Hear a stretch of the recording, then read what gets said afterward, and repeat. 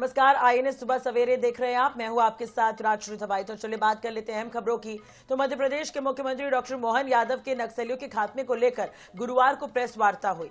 इस दौरान उन्होंने कहा कि सरकार की दृढ़ इच्छा शक्ति और केंद्र राज्य के समन्वित प्रयासों का परिणाम है कि प्रधानमंत्री नरेंद्र मोदी और केंद्रीय गृह मंत्री अमित शाह के मार्गदर्शन में संचालित नक्सल विरोधी अभियान बेहद सफल रहा है। मुख्यमंत्री ने कहा कि अब सभी नक्सली या तो मारे जा चुके हैं या तो आत्मसमर्पण कर चुके हैं, जो प्रदेश की ऐतिहासिक उपलब्धि है। उन्होंने इस सफलता के लिए मध्य प्रदेश पुलिस अधिकारी, कर्मचारी और जवानों को बधाई दी। सीएम ने कहा कि अब मध्य प्रदेश नक्सलवाद से मुक्त हो गया है।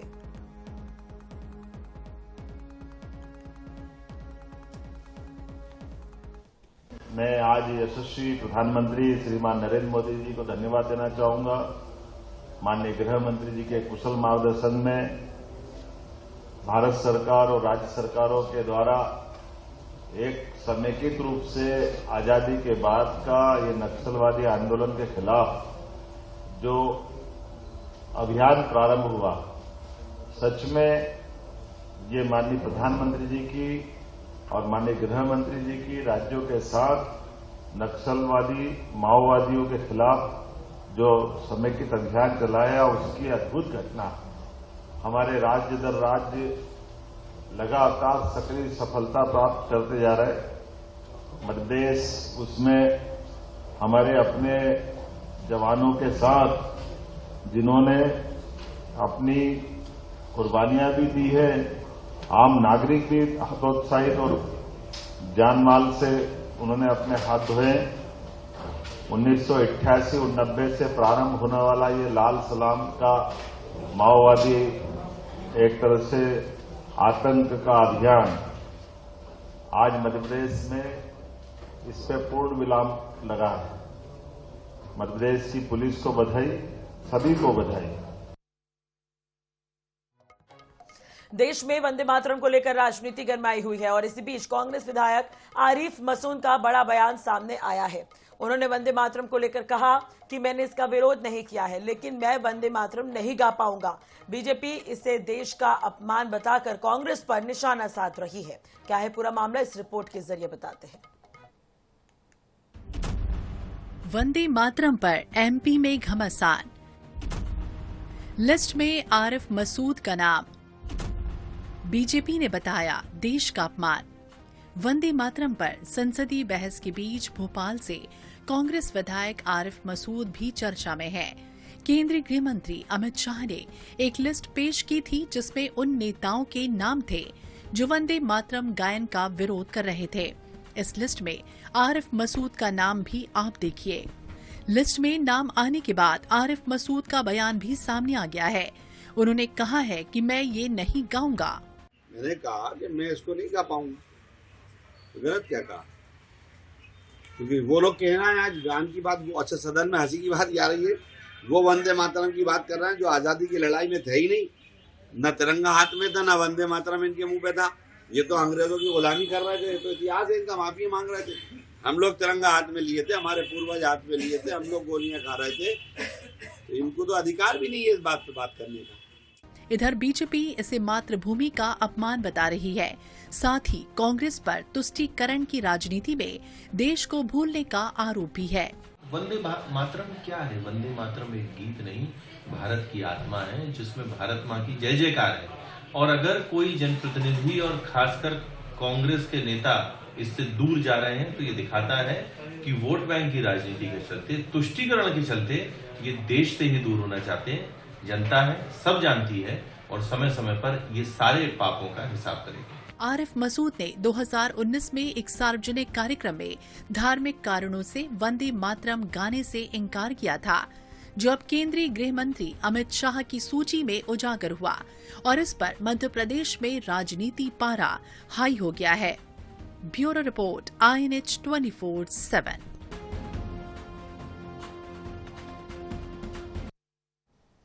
लोकसभा में वंदे मातरम को लेकर उठा घमासान अभी शांत भी नहीं हुआ। अब छत्तीसगढ़ की सियासत में वंदे मातरम बनाम नमस्ते सदा वत्सले मातृभूमि पर बहस शुरू हो गई है। तो पूर्व मुख्यमंत्री भूपेश बघेल ने संघ गीत को लेकर सवाल उठाए। जवाब में संघ समर्थक नेताओं ने ऐसा पलटवार किया कि शब्दों की तलवारें हवा में ही लहराने लगी।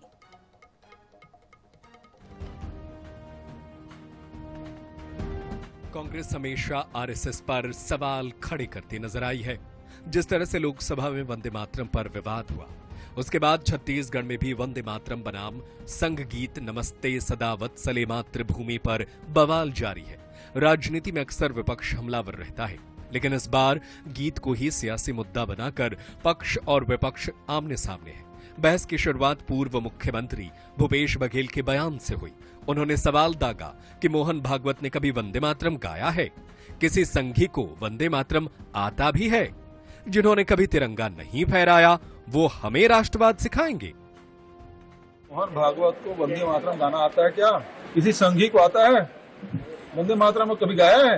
इसकी शुरुआत ही कांग्रेस के अधिवेशन से हुआ है और हम निरंतर तब से, जब से इसको रविन्द्रनाथ टैगोर ने पहली बार गाया, तब से हम लोग आज तक गाते रहे। जब भी अधिवेशन होता है तब भी हम लोग गाते हैं।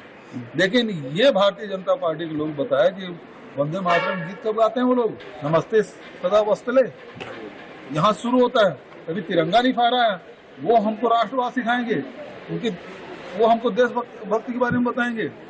और आज भी वो बांटने के काम कर रहे हैं। जिस वंदे मातरम ने आजादी के दौर में हर भारतीय की धड़कन तेज कर दी, जिसके धुन सुनकर क्रांतिकारी हंसते हंसते फांसी के तख्ते पर चढ़ जाते थे, आज वही गीत नेताओं की जुबान पर आते ही राजनीति की दुकानों में तौला जाने लगा है। कैबिनेट मंत्री श्याम बिहारी जायसवाल ने तो वंदे मातरम के मुद्दे पर कांग्रेस को देश से माफी मांगने की सलाह दे डाली। वे कह रहे हैं कि भूपेश बघेल संघ गीत गा रहे हैं, ये तो अच्छी बात है। उन्हें हर सुबह नमस्ते सदा वत्सले मातृभूमि गाना चाहिए। मोहन भागवत से वंदे मातरम सुनना है तो उनके पास जाएं। भूपेश जी का जो संघ का जो प्रार्थना है उसको उन्होंने किया, तो उसका स्वागत है। उनको करना चाहिए डेली सुबह उठकर। ये राष्ट्र के लिए है, देश के लिए है, उनको सीखना चाहिए और अच्छी बात है वो सीख रहे हैं, अपने आप में सुधार ला रहे हैं। जहां तक बात है कि परम पूज्य मोहन भागवत जी की ये बात कर रहे हैं कि वंदे मातरम गीत गा पाते हैं कि नहीं, तो इसके लिए भूपेश जी को श्रद्धेय मोहन भागवत जी के पास जाकर निवेदन करना चाहिए। गाना सुनने के लिए उनको जाना चाहिए, मिलना चाहिए, तब तो वो सुन पाएंगे। और इतनी जिज्ञासा है तो वो जाएं। अब वो संगीत भी गा रहे हैं। छत्तीसगढ़ के सियासत में अब मुद्दे कम, गाने ज्यादा गूंज रहे हैं। कोई कह रहा है वंदे मातरम कौन गाए, कोई सलाह दे रहा है नमस्ते सदा वत्सले रोज सुबह गाया जाए। लेकिन असली सवाल वही है, देशभक्ति की भावना सुर में होनी चाहिए। यहां तो सुर ही राजनीतिक भावना बनती जा रही है। रायपुर से INS 24/7 के लिए गौरव शर्मा की रिपोर्ट। इधर खबर ग्वालियर से है, जहां केंद्रीय मंत्री ज्योतिरादित्य सिंधिया 12,000 करोड़ रुपए के निर्माणाधीन विकास कार्यों की समीक्षा बैठक में पहुंचे।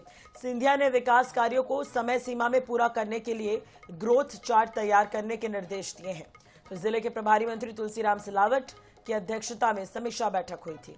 बैठक में ग्वालियर शहर की सड़कों की मरम्मत कार्यों की खास तौर पर समीक्षा की गई।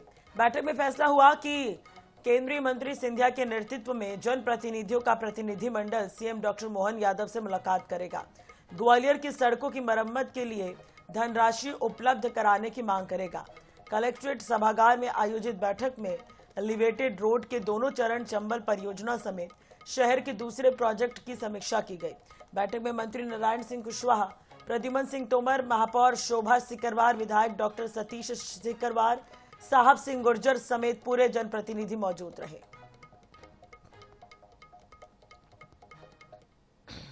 ग्वालियर में हम लोग करीब 10 से 12 हजार करोड़ की योजनाओं का क्रियान्वयन वर्तमान में कर रहे हैं। चाहे वो रेलवे स्टेशन हो, वेस्टर्न एक्सप्रेसवे हो, ग्वालियर आगरा एक्सप्रेसवे हो, पानी की योजना हो, ISBT हो, अंबेडकर स्मारक हो। और इस नींव पर आने वाले दिनों में हम लोग भविष्य की कल्पना भी कर रहे हैं कि कैसे ग्वालियर में इमारत भी हम लोग खड़े कर पाएं दूसरे क्षेत्रों में।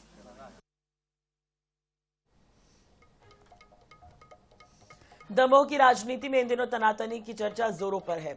बीजेपी विधायक उमा देवी खटिक ने अपने ही घर के सदस्यों से ऐसी नाराजगी जताई कि सूबे की सियासत में बहस दोबारा छिड़ गई है। देखिए रिपोर्ट।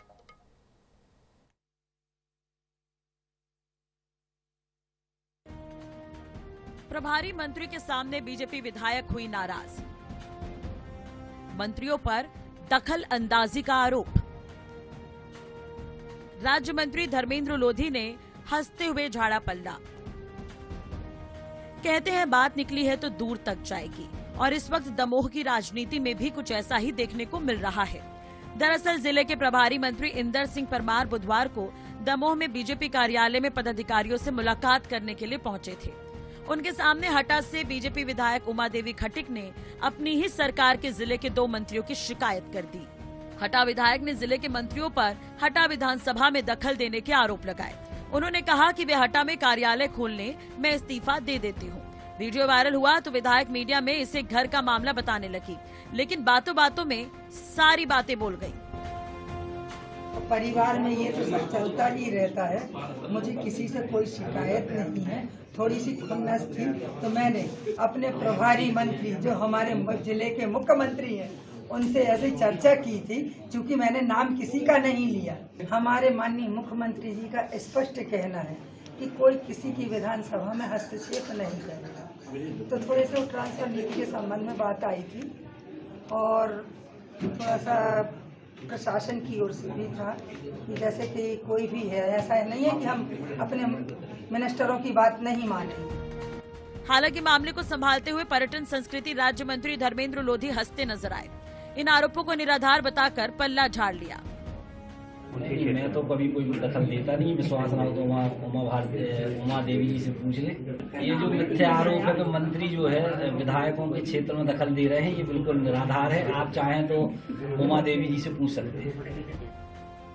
इस दौरान प्रभारी मंत्री इंदर सिंह परमार ने कहा कि उन्होंने शिकायतों को सुन लिया है और समाधान भी कर दिया है। मेरी तो बात हुई है, यहाँ ऐसी कोई बात नहीं है। विधायक कुमार देवी खटीक ने कुछ मंत्रियों के हस्तक्षेप की बात कही। नहीं, उनके मेरे से उनको शिकायत थी, मैंने उनका समाधान किया। हटा विधायक के बयान के बाद दमोह जिले की राजनीति में हलचल मची हुई है। पार्टी कार्यकर्ताओं के बीच चर्चा है कि मामला सिर्फ असंतोष का नहीं, बल्कि जिले की राजनीति में बढ़ते शक्ति संतुलन की लड़ाई का भी है। दमोह से आई न्यूज़ 24/7 के लिए विजय श्रीवास्तव की रिपोर्ट। शादी एक पवित्र बंधन होता है। जब कोई व्यक्ति शादी करता है तो सोचता है कि उसकी जिंदगी अब और खूबसूरत हो जाएगी, लेकिन कभी कभी शादी भी दूसरे पूरे दूल्हे पक्ष के लिए एक बुरा ख्वाब साबित होता है। मंदसौर के गांव नांदवाल में एक ऐसी खबर देखने को मिली जिसने हर किसी को हैरान कर दिया है। नांदवेल निवासी सत्यनारायण पाल के घर आई नई नवेली दुल्हन ज्योति ने परिवार को जहर वाली पकौड़ी खिला दी और फिर नकदी और जेवरात लेकर फरार हो गई। जहर वाली पकौड़ी खाने से दूल्हे समेत परिवार के 9 लोग बीमार हो गए हैं। पड़ोसियों ने सभी को अस्पताल में भर्ती करवाया है। अब जानकारी के मुताबिक दलालों के माध्यम से शादी हुई थी। शादी कराने के लिए दलालों ने दूल्हा पक्ष से 2.5 लाख रुपए वसूले थे। बहरहाल शादी के कुछ दिनों बाद लुटेरी दुल्हन ने जहर वाला खाना खिलाकर पूरे परिवार की जान को खतरे में डाल दिया है। अब मामले का खुलासा तब हुआ जब सुबह घर का दरवाजा नहीं खुला तो पड़ोसियों को शक हुआ, जिसके बाद पड़ोसियों ने जहर खाकर बीमार हुए सभी लोगों को अस्पताल में भर्ती करवाया है, जहां उनका इलाज चल रहा है और सभी की हालत सामान्य है।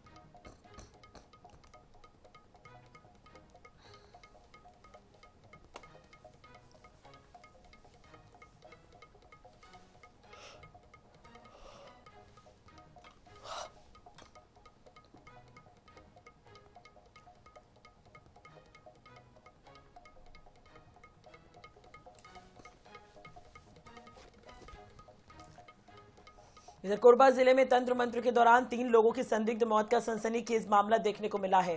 बुधवार देर रात बरबसपुर स्थित एक स्क्रैप यार्ड के कमरे से स्क्रैप व्यवसायी अशरफ मेमन, तुलसीनगर निवासी सुरेश साहू और दुर्ग निवासी नीतीश कुमार के शव एक ही कमरे में मिले। परिजनों को उनकी हत्या के होने की आशंका है। शुरुआती जांच में खुलासा हुआ है कि बिलासपुर निवासी कथित तांत्रिक राजेंद्र कुमार 3 साथियों के साथ बुधवार रात कोरबा पहुंचा था। तांत्रिक ने दावा किया था कि वो तंत्र विद्या से 5 लाख को 2.5 करोड़ में बदल देगा, जिसे बराबर बांटने की योजना थी। अब जानकारी के मुताबिक रात करीब 11 बजे स्क्रैप यार्ड में तंत्र मंत्र का कथित अनुष्ठान शुरू हुआ। राजेंद्र कुमार ने तीनों को एक एक कर कमरे में बुलाया और उन्हें नींबू दिया गया। जमीन पर रस्सी से घेरा बनाया गया और कमरे में बंद कर दिया गया। तांत्रिक ने कहा था कि कमरा 30 मिनट से 1 घंटे के बाद खोला जाएगा। तय समय के बाद जब ताला खोला गया तो बेसुध पड़े मिले वहां पर लोग। मौजूद लोग घबराकर उन्हें अस्पताल ले गए, जहां डॉक्टरों ने उन्हें मृत घोषित कर दिया है। तांत्रिक के साथी ने पूछताछ में दावा किया है कि तंत्र विद्या कराने के बाद तीनों की मौत हो गई, लेकिन ये कैसे हुआ इसकी फिलहाल जानकारी नहीं है।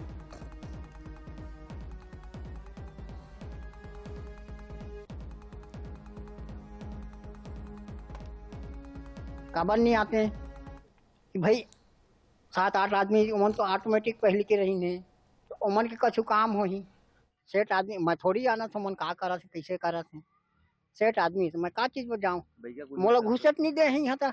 रात्रि 12 बजे करीब फोन द्वारा सूचना मिली कि 300 NKH में इलाज के लिए घायल अवस्था में पहुंचे हुए हैं। जब वहां जाके पता लगाया गया तो तीनों की फौत हो गई थी। तो पूछताछ किया गया तो प्रथम दृष्टया यह पता लगा है कि जहर खुरानी हुई है बोलकर। फिर भी सत्यता की जांच हेतु अभी समय लगेगा, जांच की जा रही है।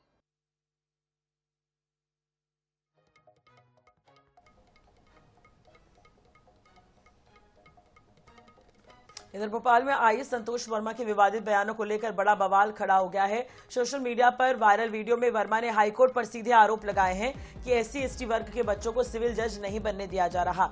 उनका दावा है कि 50% कट ऑफ होने के बावजूद SC/ST उम्मीदवारों को 49.95 और इंटरव्यू में 20 में से केवल 19.5 अंक दिए जा रहे हैं। ब्राह्मण बेटियों पर दिए बयान के बाद अब हाईकोर्ट पर आरोपों से विवाद और बढ़ गया है। वर्मा के दूसरे वीडियो सामने आते ही माहौल और गर्म हो गया, जिसमें वे कहते दिखते हैं कि कितने संतोष वर्मा को मारोगे, हर घर से निकलेगा एक संतोष वर्मा। लगातार विवादित और भड़काऊ बयान सामने आने से उनकी मुश्किलें बढ़ती जा रही है। आईएएस संतोष वर्मा ने ब्राह्मणों की बेटी को लेकर इससे पहले बयान दिया था, जिसके बाद से सवर्ण समाज और सपाक्स आईएएस वर्मा के बयान का विरोध कर रहा है।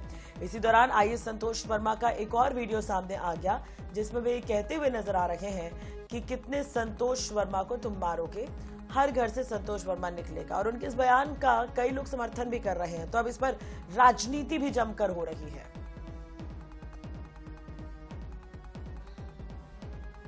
आपको पता है अभी जो एग्जाम हुई उसमें हमारे SC/ST के लोग सिलेक्ट नहीं हुए, उनको योग्य उम्मीदवार नहीं मिले। लेकिन सिविल जज की ऐसी कौन सी एग्जाम होती है जिसमें हमारा बच्चा 40% 50% मार्क्स नहीं ला सकता? आपने उसके लिए कट ऑफ मार्क्स रख दिया 50% और आपने ये तय कर लिया कि हमको इसको 49.95 नंबर देना है, 50 नंबर नहीं देना है। आपने देख लिया कि इंटरव्यू में हमको इसको 20 नंबर नहीं देना है, इसको 19.5 नंबर देना है। तो भाई कौन सिविल जज बना देगा हमारे बच्चों को? ये कौन सा आरक्षण है? ये कौन सा नियम है? और ये कौन कर रहा है? ये हमारा हाईकोर्ट कर रहा है, जिससे हम न्याय की उम्मीद करते हैं, जिससे हम बाबा साहब के संविधान के हिसाब से चलने की गारंटी मानते हैं, जिसको ये वहीं से हो रहा है। आपको पता है अभी जो एग्जाम हुई, एक परिवार में एक व्यक्ति को आरक्षण मिलना चाहिए, जब तक कि मेरे बेटे को कोई ब्राह्मण अपनी बेटी दान नहीं करते या उससे उसका संबंध नहीं बना दे। केवल आर्थिक आधार की अगर बात है तो जो हमारे चंद्रशेखर रावण जी हैं, बहुत अच्छे समाज सेवी है और समाज के लिए बहुत लड़ रहे हैं, उन्होंने कहा कि बोले कितने संतोष वर्मा को तुम मारोगे, कितने संतोष वर्मा को तुम जलाओगे, कितने संतोष वर्मा को तुम निकल जाओगे। अब हर घर से एक संतोष वर्मा निकलेगा,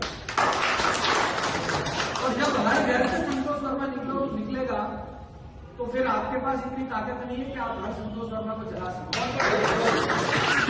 आपको पता है अभी जो एग्जाम हुई उसमें हमारे SC/ST के लोग। चलिए इसी के साथ ही फिलहाल इस बुलेटिन में इतना ही। खबरों के लिए आप देखते रहिए INS 24/7। नमस्कार।